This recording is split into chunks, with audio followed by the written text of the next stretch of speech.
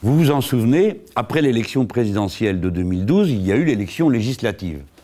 J'étais candidat dans la 11e circonscription du Pas-de-Calais et j'affrontais Madame Le Pen. C'était la suite normale des idées que j'avais défendues pendant la campagne présidentielle. C'est une campagne terrible, la plus glauque de toute ma vie politique. Pourquoi? Tous les jours, il y avait des tracts anonymes. Je n'ai jamais vu ça. Hier, c'était une carte postale où l'on me voit devant un camp de concentration, naturellement dans la tenue d'Adolf Hitler. La veille, c'était un tract avec une partie en arabe. Et ainsi de suite. Nous en sommes à 6. À chaque fois, ces documents se terminent par des allégations du type « votons Mélenchon », comme si c'était moi-même qui appelais, compte tenu de ces arguments, à voter pour moi. Si bien qu'il existe une confusion dorénavant que je ne suis plus capable de disperser. Vous savez comme moi ce que cela donne. Les gens qui ne suivent pas les affaires publiques de très près croient à ce qu'on leur dit, c'est bien normal après tout, puisqu'ils reçoivent des fois sous pli fermé les calomnies qui circulent contre moi. Il y en a une en particulier qui est singulièrement ridicule, c'est celle-ci. Naturellement, elle est agrandie, ça se présente sous la forme d'une carte postale. Et il y a une phrase extraite, hors de son contexte, de mon discours prononcé sur la plage du Prado à Marseille, qui célébrait l'unité profonde culturelle de la Méditerranée, et à un moment donné, j'ai dit « Il n'y a pas d'avenir pour la France sans les Arabes et les Berbères du Maghreb ». Mettre cette phrase de cette façon, avec cette figure terrible que vous me voyez à côté, est destiné à effrayer tous ceux à qui les Arabes et les Berbères posent un problème.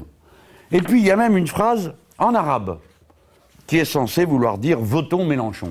Si bien que, pour quelqu'un du commun, ce document, on peut très facilement penser que c'est moi qui l'ai écrit. C'est d'ailleurs fait pour ça. L'intention de supercherie vous apparaît. C'est très grave. Mais ce jour-là, pas de chance pour les distributeurs anonymes, ils se font prendre. Nous sommes le 29 mai. On découvre quasi aussitôt qu'il s'agit de militants du Front National. Pourquoi? Parce que dans le véhicule du distributeur de tracts, il y a collé sur le dessus, vers le volant, un numéro de téléphone, et c'est le numéro de téléphone du département de protection et sécurité, c'est-à-dire le service d'ordre national du Front National.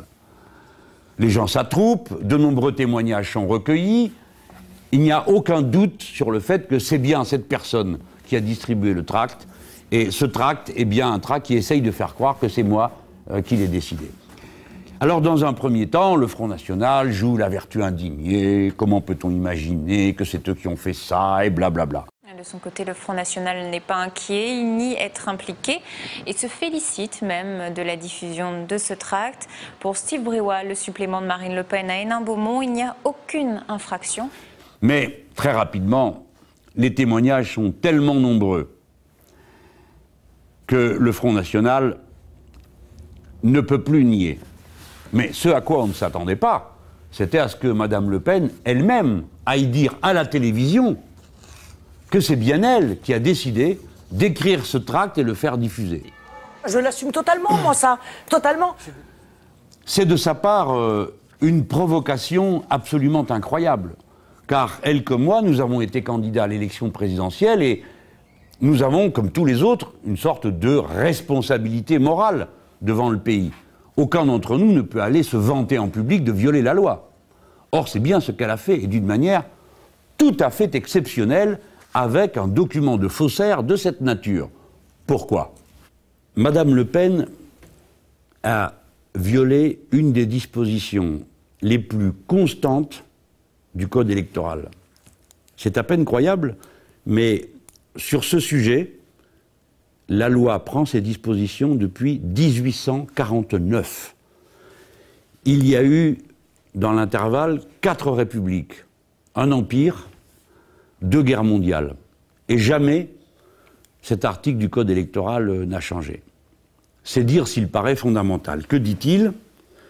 Ceux qui, à l'aide de fausses nouvelles, bruits calomnieux ou autres manœuvres frauduleuses, auront surpris ou détourné des suffrages, déterminé un ou plusieurs électeurs à s'abstenir de voter, seront punis d'un emprisonnement d'1 an et d'une amende de 15 000 €.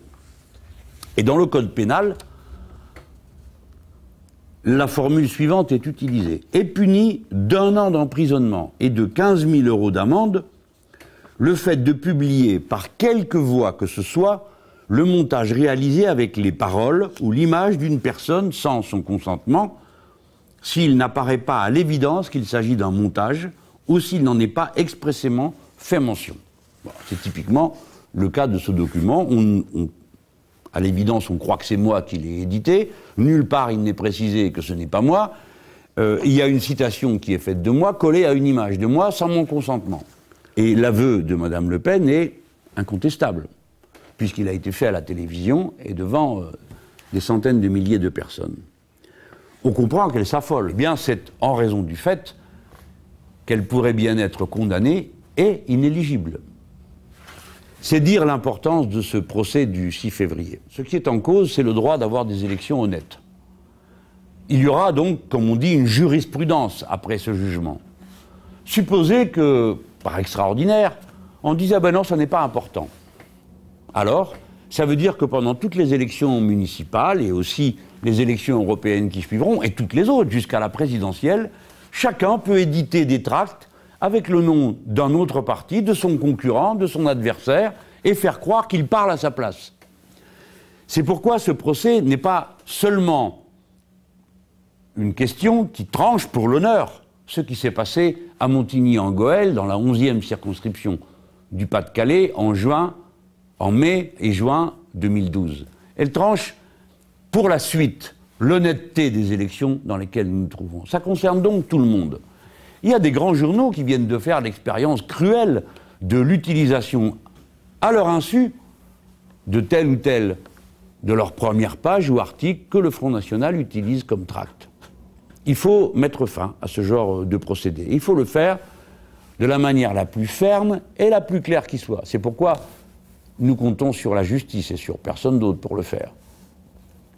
Et j'ai vraiment l'espoir que la peine soit assez spectaculaire pour dissuader le Front National de jamais recommencer, mais tous les autres aussi.